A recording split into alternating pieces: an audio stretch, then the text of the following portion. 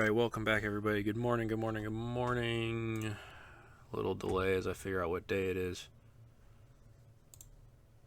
22nd?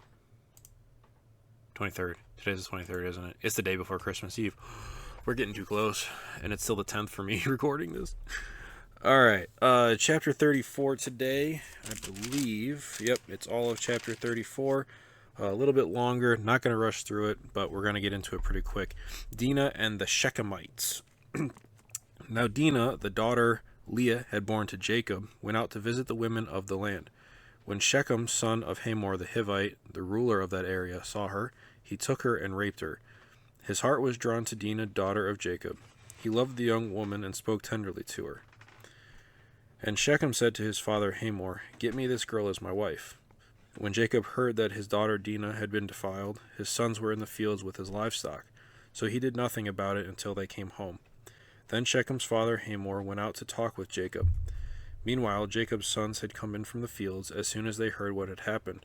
They were shocked and furious because Shechem had done an outrageous thing in Israel by sleeping with Jacob's daughter, a thing that should not be done. But Hamor said to them, "My son Shechem has his heart set on your daughter. Please give her to him as his wife. Intermarry with us. Give us your daughters and take our daughters for yourselves.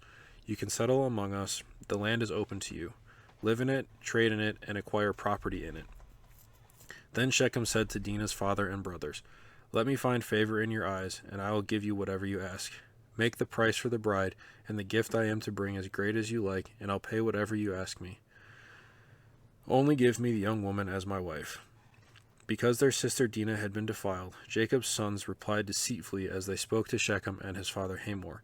They said to them, "We can't do such a thing. We can't give our sister to a man who is not circumcised. That would be a disgrace to us. We will enter into an agreement with you on one condition only, that you become like us by circumcising all your males. Then we will give you our daughters and take your daughters for ourselves. We'll settle among you and become one people with you. But if you will not agree to be circumcised, we'll take our sister and go."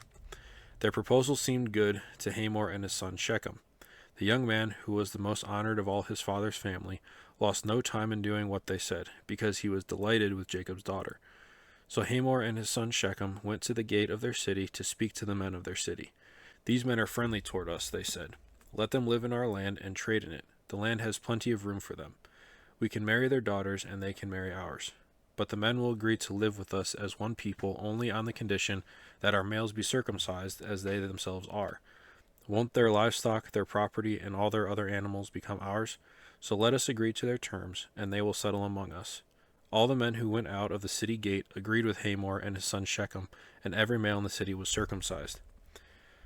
3 days later, while all of them were still in pain, two of Jacob's sons, Simeon and Levi, Dinah's brothers, took their swords and attacked the unsuspecting city, killing every male. They put Hamor and his son Shechem to the sword, and took Dinah from Shechem's house and left. The sons of Jacob came upon the dead bodies and looted the city where their sister had been defiled. They seized their flocks and herds and donkeys and everything else of theirs in the city and out in the fields. They carried off all their wealth and all their women and children, taking as plunder everything in the houses. Then Jacob said to Simeon and Levi, "You have brought trouble on me by making me obnoxious to the Canaanites and Perizzites, the people living in this land. We are few in number, and if they join forces against me and attack me, I and my household will be destroyed."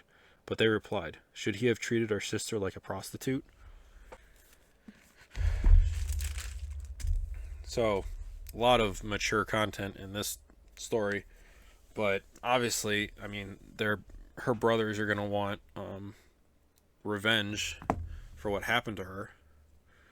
So, right or wrong, they haven't, really gotten through the whole story of it yet. But what a way to trick them. "We will be fine with this. We'll marry your daughters. You can marry our daughters only if you circumcise all the males." And then while they're in pain from doing that, they go in and kill all of the males in the city. So, another trickery to get revenge for Dinah. And then Jacob was worried that they had brought trouble on him by making him obnoxious to the Canaanites and Perizzites, and that if they rise up and attack him, that they will all be destroyed. And then at the very last verse, they ask, should we just let them treat our sister like this? Should we have not done anything? And yeah, so I don't know. That's a hard one because the human in us wants to have revenge on everything that is wronged on us or others that we care for. But at what point do we stop and think we forgive instead of enact revenge? So let me know what you think. Christmas is coming up, and we'll see you guys again tomorrow.